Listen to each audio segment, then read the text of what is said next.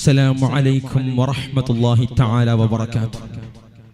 بسم الله والحمد لله والصلاة والسلام على أشرف المرسلين وعلى آله وصحبه أجمعين. أما بعد. ഏറ്റവും ബഹുമാനവും ആദരവും നിറഞ്ഞ ഉസ്താദവരുകൾ, മറ്റു ഇവിടെ ഒരുമിച്ച് കൂടിയിരിക്കുന്ന വിദ്യാർത്ഥി സുഹൃത്തുക്കൾ, ഇന്ത്യ ഒരു സവിശേഷ സാഹചര്യത്തിലൂടെയാണ് കടന്നു പോകുന്നത്. ജനാധിപത്യ മതേതരത്വ വിധ്വംസക വൃത്തിക്കും ഫാസിസ്റ്റ് ശക്തികളുടെ കുടിലമായ തന്ത്രങ്ങൾക്കും സാക്ഷിയാകുന്ന ഭീമമായ അന്തരീക്ഷത്തോടെ ജനസഞ്ചയത്തിന്റെ കണ്ണിൽ പൊടിയിടുന്ന ബീവത്സതന്ത്രങ്ങൾ ഭാരതം വാഴുമ്പോൾ ഭരണകൂട വേട്ട വെല്ലുവിളിക്കപ്പെടുന്ന ജനാധിപത്യം എന്ന വിഷയം കാലികമെന്നതിൽ സംശയമില്ല. ഇന്ത്യ എന്ന രാജ്യം വൈവിധ്യങ്ങളിലൂടെയാണ് നിലകൊള്ളുന്നത്.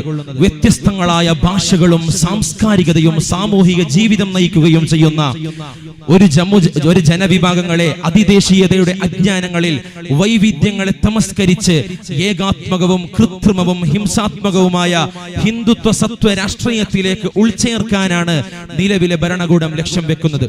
ഇന്ത്യൻ ഭരണഘടനയുടെ ആമുഖത്തിൽ മതേതരത്വത്തിനിക്ക് അടിവരയിടുന്ന കൃത്യവും വ്യക്തവുമായ ആമുഖങ്ങൾ നൽകിയത് തന്നെ ആശയത്തിന്റെ മഹിതമായ മാതൃകയിലാണ്.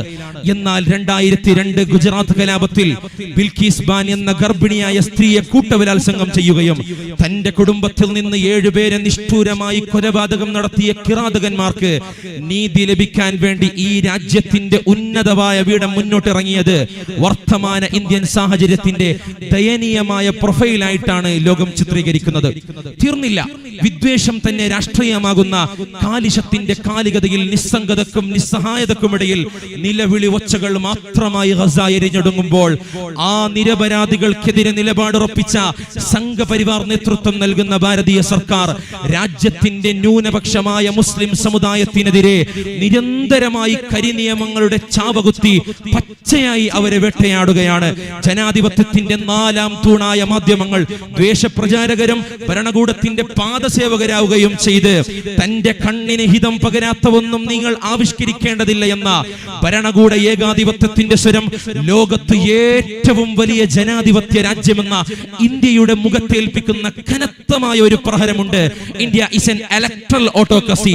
തിരഞ്ഞെടുക്കപ്പെടുന്ന മതേതരത്വ രാജ്യം എന്ന സാക്ഷ്യം കോലോണിസത്തെ പോലും രചിപ്പിക്കുന്നതാണ്.